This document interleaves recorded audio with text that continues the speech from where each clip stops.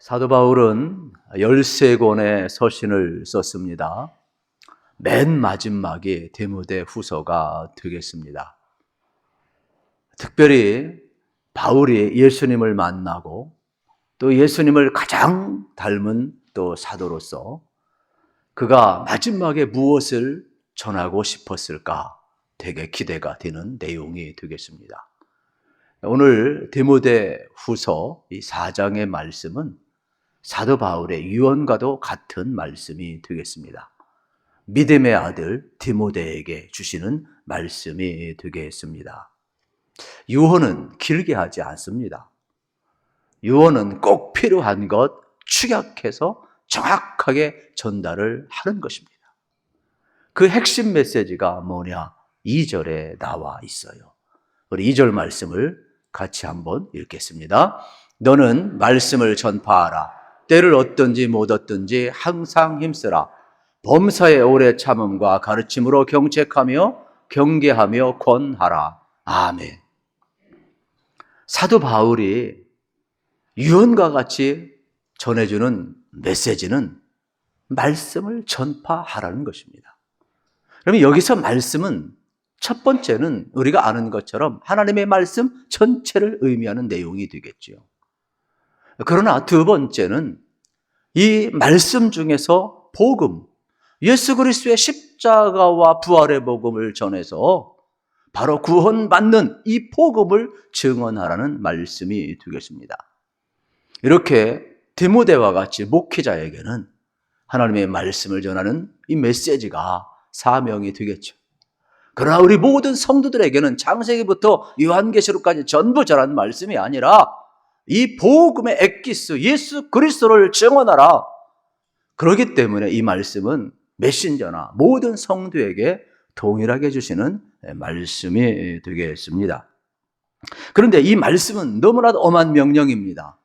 왜냐하면 1절에서 사도 바울이 그냥 개인적인 자격을 한 것이 아니라 1절에서 이렇게 말씀을 하고 있어요. 하나님 앞과 살아있는 자와 죽은 자를 심판하실 그리스도 예수 앞에서 그가 나타나실 것과 그의 나라를 두고 엄히 명하노니 말씀하고 있어요. 하나님 앞과 살아있는 자와 또 죽은 자를 심판하실 그리스도 예수 앞에서 그가 나타나실 것과 그의 나라를 두고 명한다라고 말씀하고 있지요. 하나님 앞 엄중한 겁니다. 그리고 예수 그리스도 앞인데 예수 그리스도 앞에 살아있는 자, 예수님이 재림하실 때 살아있는 자 앞에서 또 죽은 자, 예수님이 재림하실 때 죽은 자들 앞에서 심지어 뭐라고 이야기합니까? 그의 나타나심이 뭡니까? 예수님의 다시 오신 재림을 이야기하는 것이죠. 그의 나라가 뭡니까? 예수 그리스도가 다스리는 나라를 이야기하는 겁니다.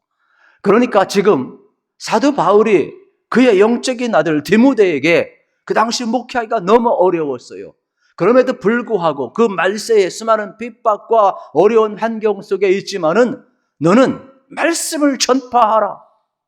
이 엄한 명령을 여러분 개인적인 자격으로 준 것이 아니라 하나님 앞에서 예수 그리스도 앞에서 다시 오실 예수님 앞에서 그리고 그의 나라를 두고 엄하게 명하고 있는 장면을 우리가 보게 되는 것입니다.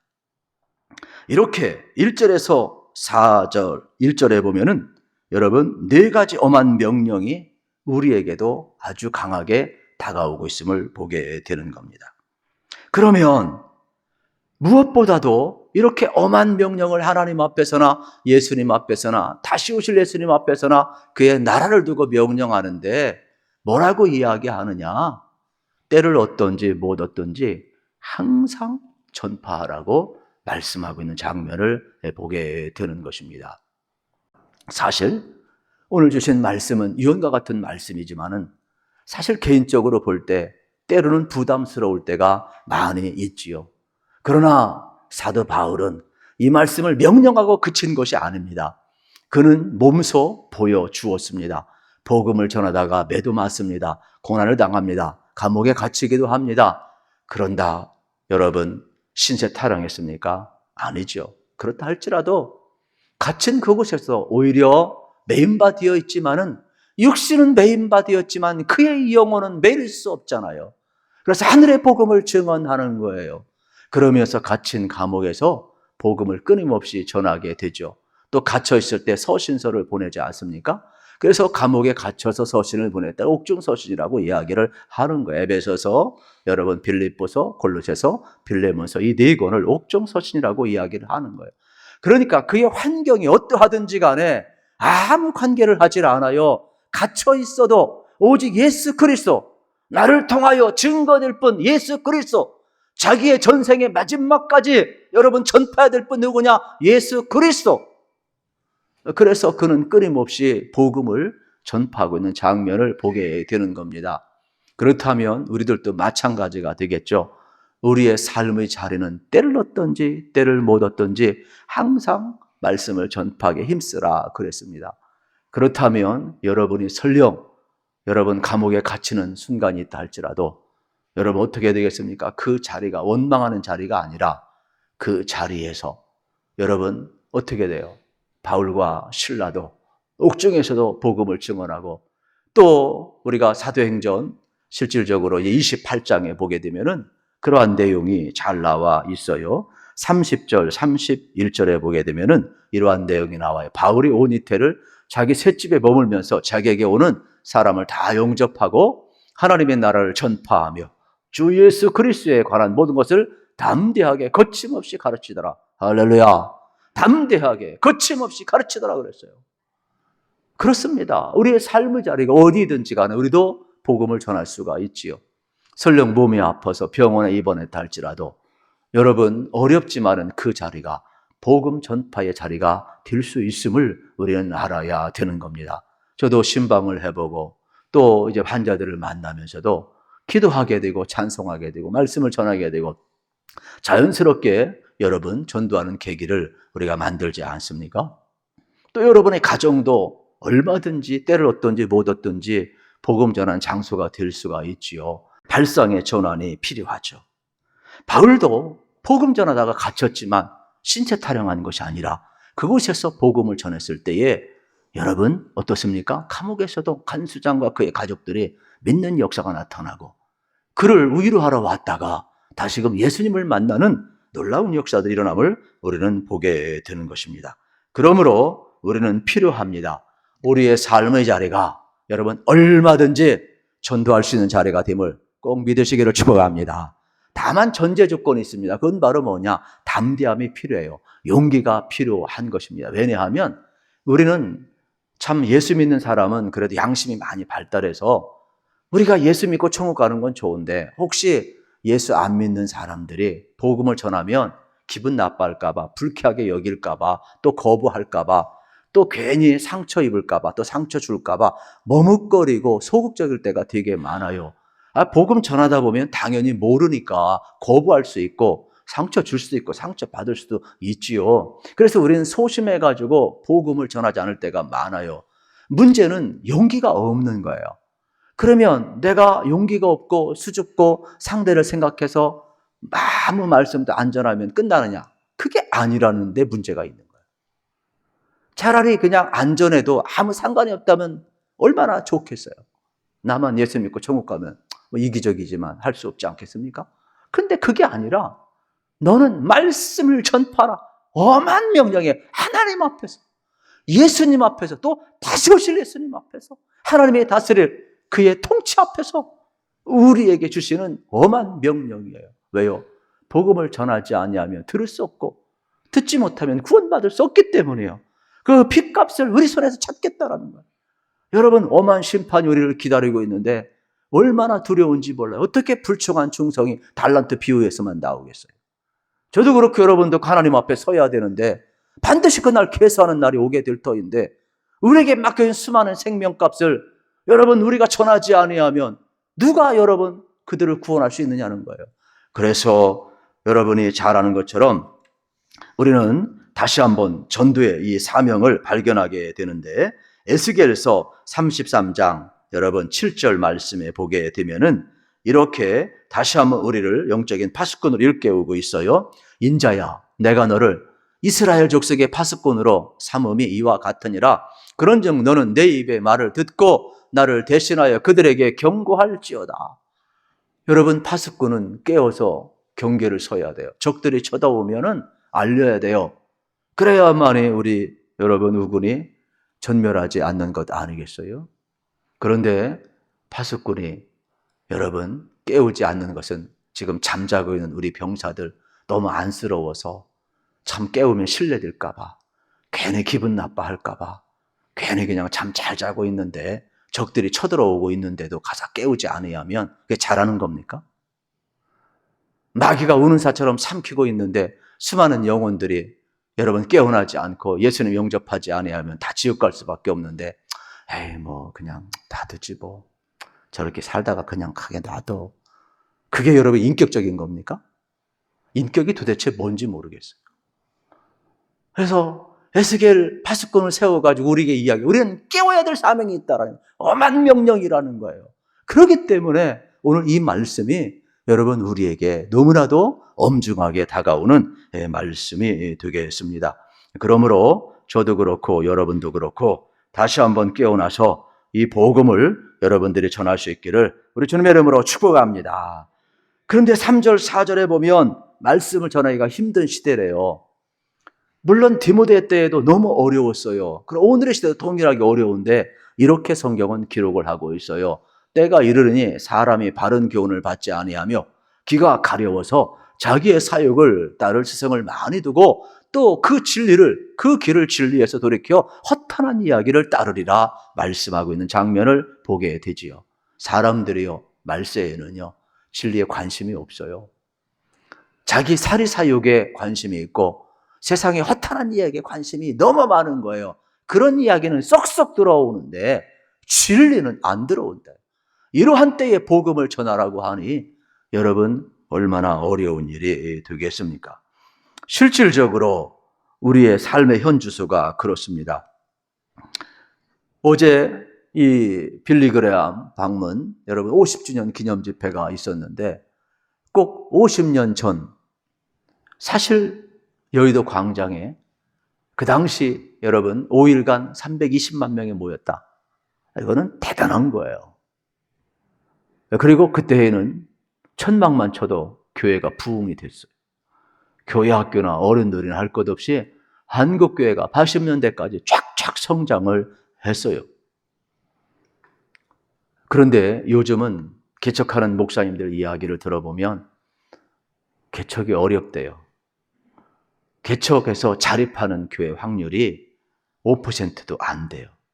100교회 개척을 하면 5교회가 자립할까 말까 하는 거죠. 그냥 어쩔 수 없이 유지하는 것이지 자립이 안 된다 이 말이에요. 그만큼 어려운 시대에 우리가 살고 있습니다. 그런데 더 안타까운 것은 세상 사람들이 자기 사리사욕에 대해서는 관심이 많지만 진리, 바른 교훈에 대해서는 듣고 싶지 않은 시대에 우리가 살고 있음을 발견하게 되는 겁니다. 이러한 시대에 디모데에게 너는 말씀을 전파하라는 유언을 남겼듯이 오늘 우리도 동일한 말씀을 듣고 있는 것이죠. 너는 이러한 시대에 말씀을 전파하라 명령하고 있는 장면을 이제 보게 되는 겁니다. 그러면서 5절에서 뭐라고 이야기를 하느냐? 그러나 너는 모든 일에 신중하여 고난을 받으며 전도자의 일을 하며 내 직무를 다하라. 여러분 여기 신중하라는 말은 말과 행실을 조심해서 균형 잡힌 삶을 살라는 것이죠. 우리가 말로만 전도하는 건 아니잖아요. 그리고 여러분 고난을 받으라 그랬어요. 그리고 심지어 뭐라고 이야기를 하고 있습니까? 또 더 나아가서 전도자의 사명을 감당하고 직무를 감당하라 말씀하고 있는 장면을 이제 우리가 보게 되는 것입니다. 이만큼 우리의 삶의 자리에 복음을 전할 때 고난이 올 수 있음을 우리에게 가르쳐주고 있어요. 이러한 모든 종합적인 내용을 보면 우리가 먼저 은혜 받고 우리가 먼저 바뀌고 우리 생각이 바뀌고 우리 언어가 바뀌고 우리 인격이 바뀌고 우리 성품이 바뀌고 우리 삶이 바뀌면 여러분 나를 통하여서 얼마든지 예수님 앞에 올 수 있는 사람이 많이 있다는 거예요. 저도 그렇고 여러분도 그렇고 십자가가 능력이 없는 게 아니에요. 여러분 부활에 여러분 권능이 없는 게 아니에요. 우리가 예수님의 십자가 부활의 권능을 막고 있는 것이지 그러면 우리가 막는 자가 아니라 통로가 되기를 우리 주님의 이름으로 축복합니다. 나로 인하여 예수 그리스도의 능력이 나가야 되는 거예요. 예수 그리스도의 부활의 권능이 나가야 되는 거예요. 그래서 우리가 막지만 않아도 부흥의 역사는 오늘도 일어난다는 것을 우리가 알아야 되겠습니다. 특별히 여러분 제주도에 가보면 이기풍 여러분 목사님 기념관이 있지요. 뭐 제주도 가신 분들 혹시 또 신앙인들은 다 저곳에서 이제 숙박도 하고 또 많은 또 일들을 우리가 경험하지 않습니까? 그런데 실질적으로 이기풍 목사님이 회심하기 전에는 교회를 핍박하는 인물이 되겠습니다. 어느 정도냐? 선교사님들이 왔었을 때 양크백이라고 그래가지고 막 놀렸어요. 그리고 그냥 놀린 것이 아니라 얼마나 무대포였느냐면 돌멩이를 던져가지고 선교사님들 이마를 맞췄어요. 그래가지고 상처가 나고 선교사님들이 얼마나 고생을 많이 했는지 몰라요. 심지어는 마귀짓도 했어요. 교회에다 불도 질렀던 사람이. 그런데 선교사님들이 끝까지 참고 고난을 감당하는 모습을 보고 하나님께서 이기풍을 바꾸시죠. 그래서 그가 여러분 최초로 제주도에 이제 어떻게 보면 그 당시 뭐 섬이니까 지금이야 우리가 뭐 이렇게 자유롭게 왕래하지만은 초기에는 완전히 뭐 타국과 똑같죠. 뭐 탐나 제국이나 똑같은 거 아니겠어요? 최초로 선교사로 이기풍이 목사님이 그곳에 간 겁니다. 여러분 한 사람이 회심하기까지는 선교사님들의 고난이 있었어요. 그리고 복음 전파가 있었어요. 우리도 마찬가지죠. 누군가 고난 받았기 때문에 우리가 지금 예수 믿는 거예요. 누군가 복음을 전했기 때문에 우리가 예수를 믿는 거예요. 그렇다면 아직 하나님을 모르는 사람도 마찬가지예요. 우리가 고난 받아야, 우리가 복음을 전해야 그들도 예수 믿을 수 있는 것이지. 이 길을 걷지 않는데 어떻게 그들이 예수를 알고 믿겠어요? 그래서 로마서에서는 이렇게 이야기를 합니다. 특별히 10장 13절 14절 같이 한번 읽겠습니다. 누구든지 주의 이름을 부르는 자는 구원을 받으리라. 그런즉 그들이 믿지 아니하는 이를 어찌 부르리요? 듣지도 못한 이를 어찌 믿으리요? 전파하는 자가 없이 어찌 들으리요? 그렇습니다. 여러분 누구든지 주의 이름을 불러야 구원받는데 누가 주의 이름을 부를 수 있습니까? 복음을 들어야죠. 복음은 여러분 어떻게 들을 수가 누가 전해야죠. 전파하는 자가 없이 어찌 복음을 듣고 그렇기 때문에 전파하는 자가 있어야 복음을 듣고 이 복음을 듣고 여러분 예수의 이름을 부르는 자가 회개하고 구원받는 역사를 우리가 경험을 할 수가 있음을 보게 되는 겁니다. 우리가 전도하려고 하는데 사실 이 귀한 말씀 하나님의 엄한 명령이죠. 또 우리가 고난을 받는 것 사실 어려운 것입니다. 그래서 하나님의 명령을 받은 사람이 이 명령을 잘 지키기 위해서는 우리에게 두 번째 자세가 있는데 그것은 바로 인내라는 겁니다. 인내. 사랑은 오래 참고. 고린도 13장에 사랑의 정의가 뭐냐? 쫙 말했지만 한마디로 이야기하면 오래 참는 거예요. 오래 참는 게 뭐냐? 하나님의 성품이에요. 예수님의 성품이에요. 그래서 전도인은 고난이 와도 여러분 오래 참을 수 있어요. 참지 않고서는요 전도가 여러분 안 돼요. 여러분 전도지 나눠주는데 확 던져봐요. 그러면 얼마나 기분 나쁜지 몰라요.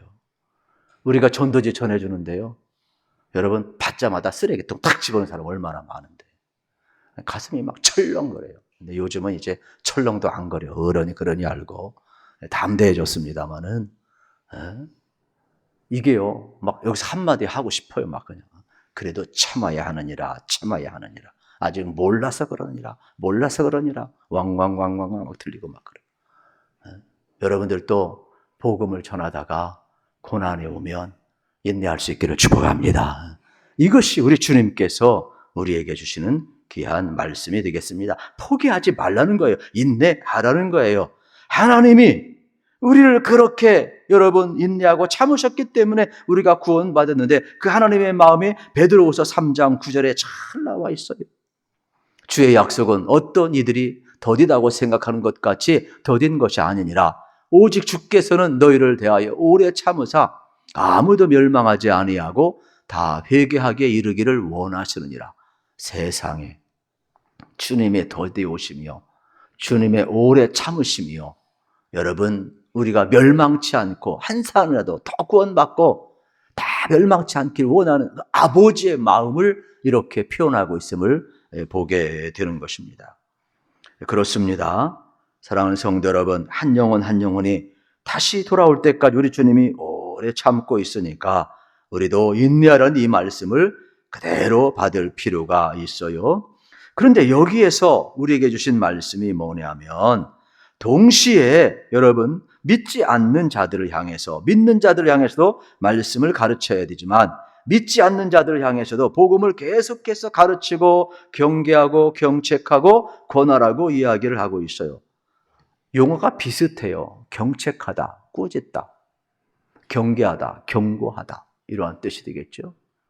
그러면은 우리가 실질적으로 여러분 믿는 자에게 하나님의 말씀을 계속 가르치고 또 경계까지 해야 되고 경고까지 해야 됨을 우리에게 가르쳐주고 있습니다. 그런데 이 하나님의 말씀을 우리에게 그대로 적용해 보면 하나님의 말씀을 우리가 받았어요. 유언과 같은 말씀을 힘써 전파하라고 그랬어요. 그리고 고난도 받으라고 그랬어요. 인내하라고 그랬어요. 그러면서 이 일을요. 때를 얻든지 때를 못 얻든지 항상 힘쓰래요. 그러면 오늘 우리의 삶의 자리 속에서 여러분 우리는 이 말씀을 한번 체크해 볼 필요가 있죠. 과연 나는 이 말씀을 그대로 받고 있는가? 나는 항상 힘쓰고 최선을 다하고 있는가? 아니면은 그냥 우리 교회에서 하는 블레싱 데이로 알고 있는가? 아니면 바울처럼 하나님 앞에서 하나님 주신 귀한 명령으로 받는가? 다시 오실 예수 그리스도 앞에서 산자와 죽은 자는 심판하실 예수 그리스도 앞에서 그의 나라를 두고 우리가 이 명령을 받고 있는가? 이게 전혀 다르지요. 우리는 바울처럼 또 디모데처럼 하나님 앞에서 이 말씀을 그대로 받았으면 좋겠어요. 그래서 우리 교회 가운데 다시 한번 하나님께서 일하시는 부흥의 역사가 일어나기를 우리 주님의 이름으로 축복합니다. 오늘 주신 이 말씀을 여러분 우리가 잘 적용을 했으면 좋겠습니다. 그래서 이 시대에 여러분 꼭 잊지 않았으면 좋겠어요. 우리가 말로 전파해야 되죠. 그러나 말로 다 되질 않아요. 우리 삶으로 변화해야 돼요. 삶으로 전파해야 돼요. 다 되지를 않아요. 여러분 이는 힘으로 되지 않고 능으로 되지 않고 나의 신으로 된다고 그랬어요. 저도 그렇고 여러분도 그렇고 여러분 오늘 우리가 성령의 충만함을 사모합시다. 그래서 하나님께서 우리를 온전히 붙드셔서 사용하시기를 축복합니다. 우리도 우리 삶의 현장에서 여러분 십자가 미련한 방법으로 왜 구원하시는지 우리가 이걸 알아야 돼요. 왜냐하면 예수 이름에 생명이 있기 때문에요. 예수 이름에 능력이 있기 때문에 그래요. 모든 이름보다 뛰어난 이름이에요. 그래서 예수 그리스도 그 이름은 자기 백성을 저해죄에서 구원할 자이심이라고 말씀하고 있잖아요. 우리는 예수 그리스도 그 이름을 붙듭니다. 우리는 예수 그리스도 그 이름을 높입니다. 우리는 예수 그리스도 그 이름을 선포합니다. 지저스, 예수 그리스도 그분을 외칠 때, 그분을 선포할 때에 놀랍도록 여러분 어떻습니까? 많은 사람들이 예수의 생명을 공급받게 될 것이고 예수님의 능력을 공급받게 될 것이고 그들을 얽어매고 있는 모든 결박이 풀어지게 될 것이며 그들도 회개하고 예수님을 주로 고백하고 하나님의 나라가 그들 가운데 이루어지며 우리 삶의 현장에도 하나님이 일하시는 부흥의 역사가 저는 오늘도 일어난다고 믿는 사람이에요. 그러므로 이 믿음 가운데 나가시기를 축복합니다. 그래서 우리 모두가 너는 말씀을 전파하는 이 귀한 말씀을 주님 주신 명령으로 여러분 아멘으로 받으시고 이 명령 앞에 충성을 다할 수 있기를 우리 주님의 이름으로 축복합니다.